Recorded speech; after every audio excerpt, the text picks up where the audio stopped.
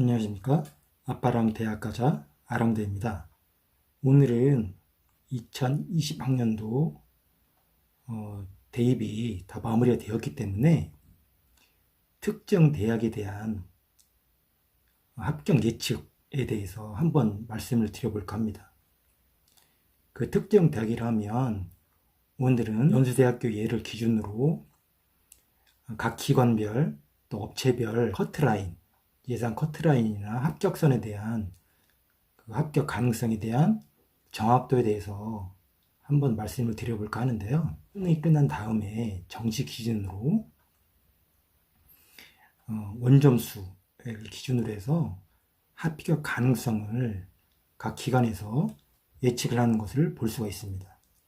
한 예로 서울대 같은 경우에 수능이 끝난 다음에 의대 합격선을 293점, 297점 이렇게 편차를 두고 예측하는 그런 예측 점수를 발표하는 것을 볼 수 있는데요. 서울대 경영을 287점부터 293까지도 원점수를 기준으로 해서 예측하는 것도 또한 살펴볼 수 있습니다. 그런데 이런 예측은 원점수를 기준으로 하는 것이기 때문에 그 변동, 예측에 대한 변동폭은 굉장히 크다고 말할 수 있습니다. 왜 그러냐면 대학 입시는 원점수 기준이 아닌 표준점수 100분위 기준으로 하기 때문에 사실 원점수는 의미가 없죠. 그런데 시험이 끝난 다음에 그 합격선이 매우 궁금하기 때문에 대학 입시기관별 또 학원 이런 데서 발표하는 원점수 기준 점수에 대해서 굉장히 민감하게 반응을 하는 것도 볼 수 있습니다.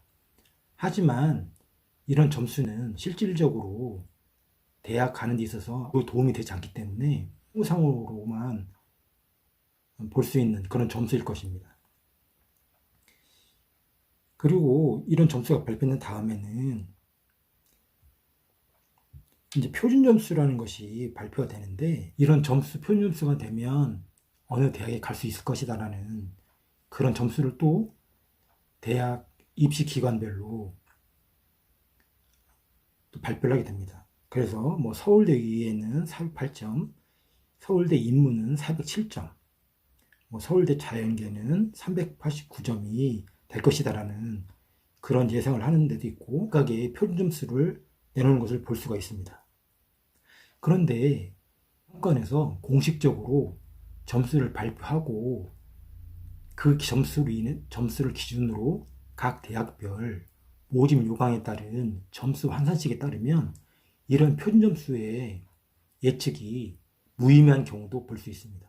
제가 표를 만들어서 보여드리다시피 사실 이런 점수는 예측 점수는 대학별로 일괄적으로 적용할 수가 없습니다. 왜 그러냐면 같은 표준 점수 407점이라도 서울대학교에서 입시 요강에 나오는 점수 환산식과 연세대학교, 고려대학교 같은 대학에서 점수 환산식을 내는 방식은 다르기 때문에 그 표준 점수가 일괄적으로 적용될 수 없다는 것입니다. 그래서 그 점수만으로는 그 예측에 대한 정확도를 잘 알 수가 없는 것이죠. 그래서 평가원에서 공식적으로 발표한 점수를 가지고 각 대학별 요강사항에 나오는 점수 환산식에 따라서 계산을 해야 되는데 오늘은 그 점수 환산식에 따른 연세대학교 경영학과에 대해서 각 업체에서 예상한 최초합 또 최종 합격에 대한 예상 점수에 대해서 정확하진 않지만 레인지로 여러분께 말씀을 드리고자 합니다. 결과적으로 이제 수능을 본 다음에 점수가 나오게 되면 그 점수를 각 예측 기관에, 그러니까 제2사, M사, D학원 입력을 참고사항으로 하게 되는데 어느 기관을 조금 더 신뢰할 수 있느냐라는 것이 매우 중요한 관건이라고 할 수 있을 것입니다. 그래서 2020년도는 끝났지만 2021학년도 정시를 대비해서 내가 정시를 지원할 때, 또 내 자녀가 정시를 지원할 때 어느 기관에 점수가 좀 신뢰성이 있겠구나 하는 예측을 할 수 있도록 제 경험상 이런 분포로 보이고 있더라는 것을 여러분들에게 정보 차원에서 말씀드리고자 합니다. 연세대 경영학과 기준으로 말씀드리면 제2사 같은 경우에는 최초합이 753에서 752, M사 같은 경우에는 750에서 749, 유사 같은 경우에는 752. 여기서는 제가 실질적으로 이용권을 구매를 안 했기 때문에 상위 30% 정도의 점수대로 보시면 되겠습니다. 그리고 D사 같은 경우에는 749점, D1 같은 경우에는, 그리고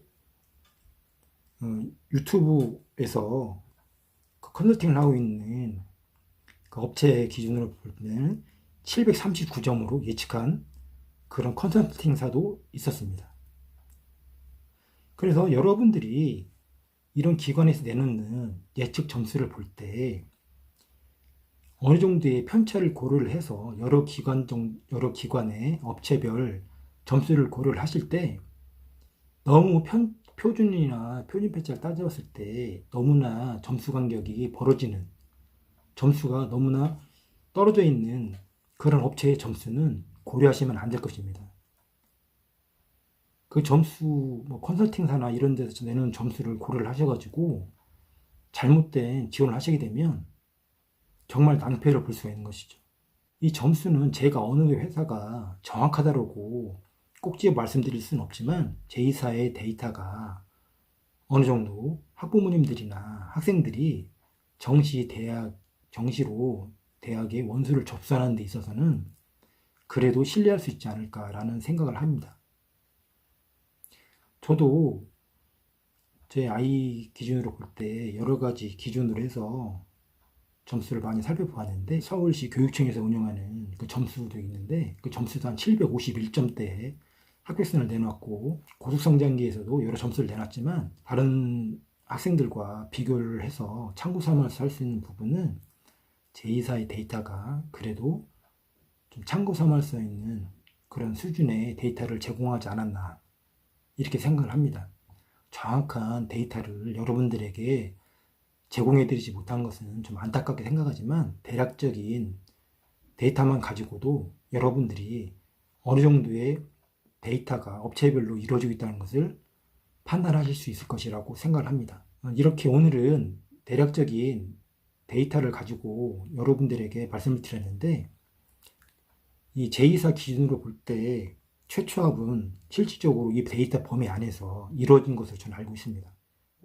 이 데이터를 참고 삼아서 2021학년도 대입 정시에 원서를 지원하실 때 제2사 같은 경우에는 밑에 최근에 3년간 데이터를 제공해드리고 있고 또 그 합격선에서도 최초합과 최종합에 대한 데이터를 제공해주고 있기 때문에 제가 제공해드린 데이터를 나중에라도 참고하셔서 실제로 최초합이 몇 점이고 최종합이 몇 점인지 서로 비교를 하셔가지고 그 정확도를 한번 비교해 보시고 원서를 제출하는 것도 좋은 방법이라고 생각을 합니다.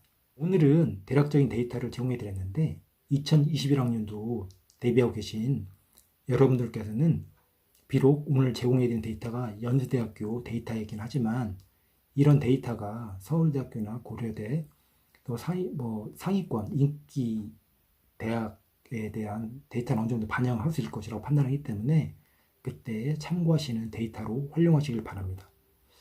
오늘은 여기까지 말씀을 드렸고요. 다음 시간에 또 다른 주제로 인사를 드리도록 하겠습니다. 감사합니다.